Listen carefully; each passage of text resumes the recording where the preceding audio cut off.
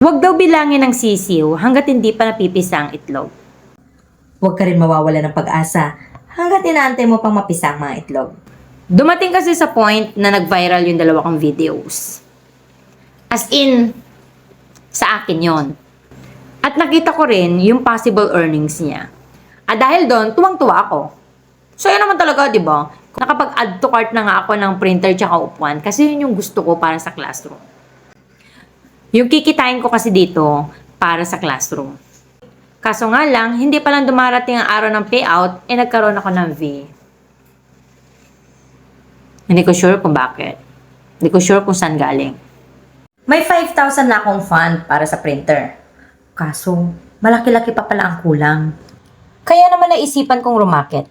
Gamitin ang mga resources na meron ako. Nagtatag ako ng Facebook page para sa mga online products. Ginawa ko inspirasyon ng ibang tao para magpatuloy ako. And to my surprise, sinuportahan niyo ako.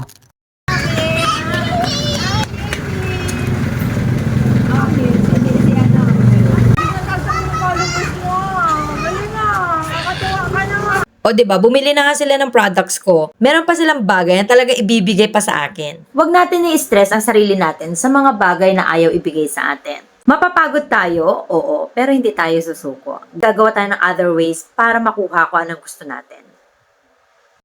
O, libre lang naman mag-share, diba? Baka naman may share mo ito. Maraming salamat!